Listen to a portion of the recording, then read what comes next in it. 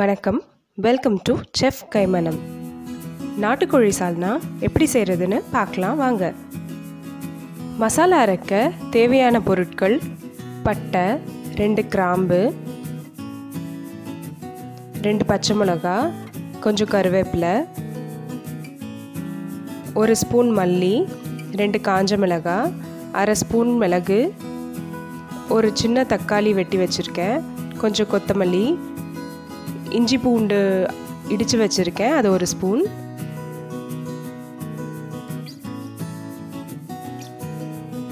அரை ஸ்பூன் சோம்பு, ஒரு மீடியம் சைஸ் வெங்காயத்தை நறுக்கி வச்சுருக்கேன், 1/4 கப் துருவின தேங்காய், அரை ஸ்பூன் கசகசா கொஞ்சம் தண்ணியில் ஊற வச்சுருக்கேன்.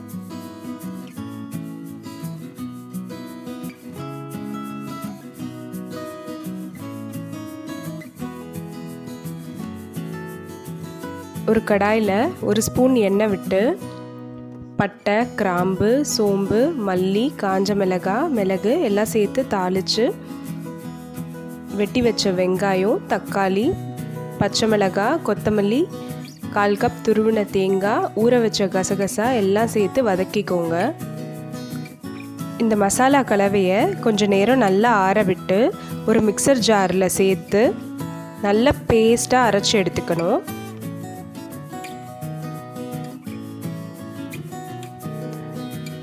குக்கரில் 1/2 கிலோ தோல் உரித்து சுத்தம் பண்ண நாட்டுக்கோழி எடுத்திருக்கேன். அதில் 1/4 ஸ்பூன் மஞ்சள் தூள், 2 ஸ்பூன் மிளகாய் தூள்,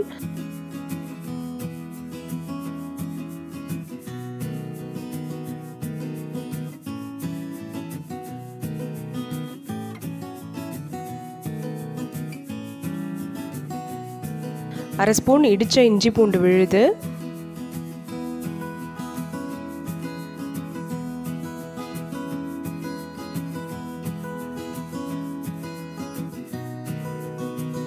தேவையான அளவு உப்பு, 1 டம்ளர் தண்ணி சேர்த்து 3 விசில் வர வேக விடணும்.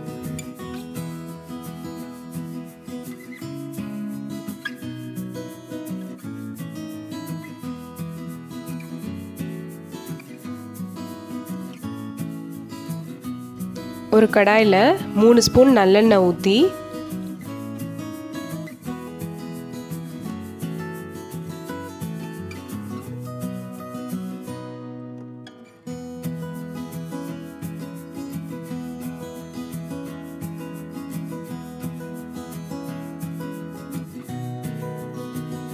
கொஞ்சம் சோம்பு போட்டு தாளிச்சுக்கோங்க.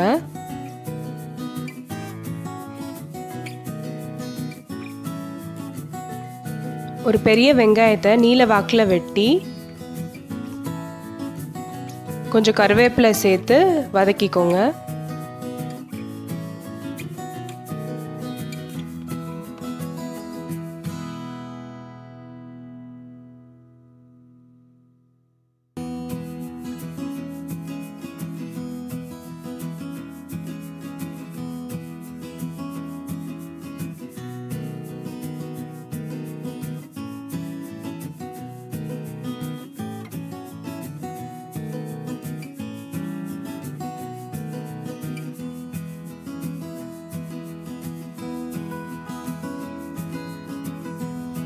வெங்காயம் பொன்னிறமாக வதங்கணும்னு அவசியம் இல்லை, பாதி வெந்தால் போதும். இப்போ இடித்து வச்ச இஞ்சி பூண்டு விழுது 1 ஸ்பூன் ஆட் பண்ணி பச்சை வாசனை போகிற அளவுக்கு வதக்கணும்.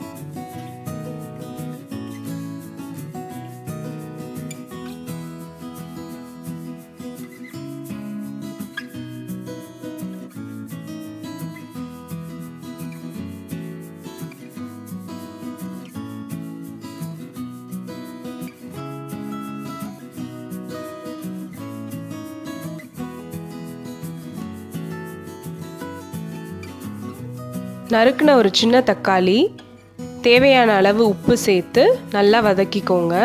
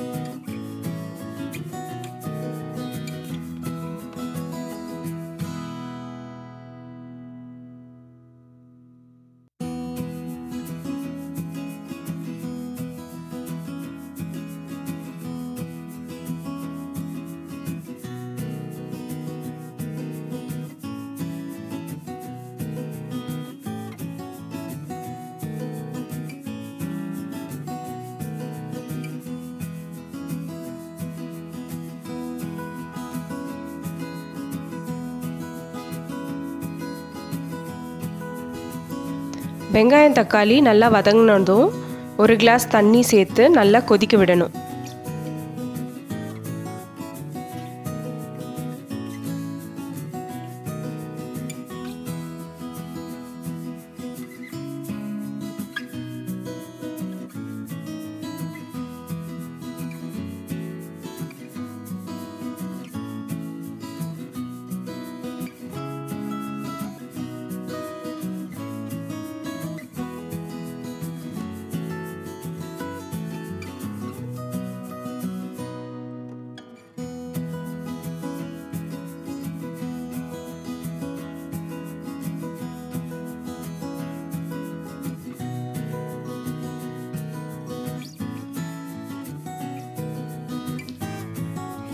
நல்லா கொதிக்க ஆரம்பிச்சதும் நம்ம அரைச்சி வச்சிருக்கிற மசாலா சேர்த்து 10 நிமிஷம் மிதமான தீயில நல்லா வேக விடணும்.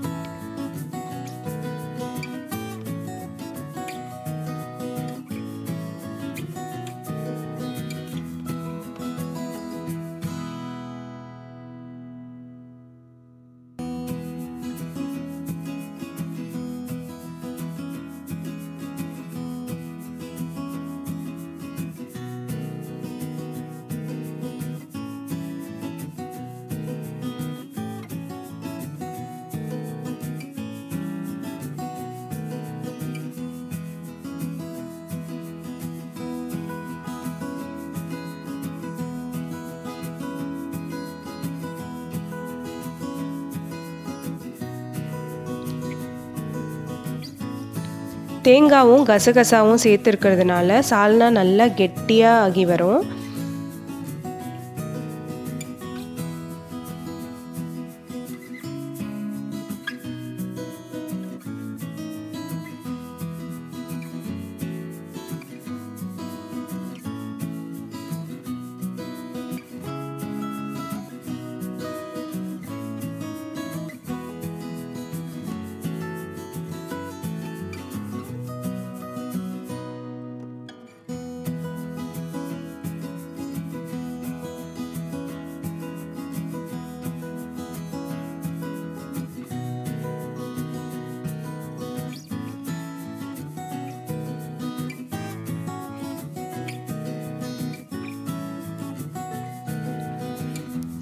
மசாலா கெட்டியாகி வர சமயத்தில் நம்ம ஏற்கனவே வேக வச்ச நாட்டுக்கோழியை இதோட சேர்த்து நல்லா கொதிக்க விடணும்.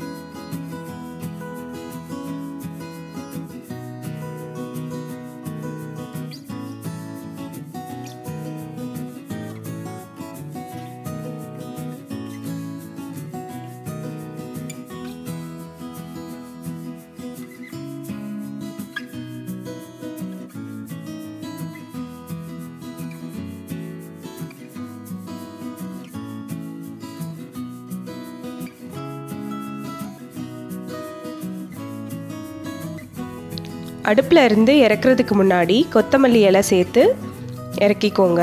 இந்த சால்னா இட்லி, தோசை, சப்பாத்தி, சாதத்தோட ரொம்ப நல்லாயிருக்கும்.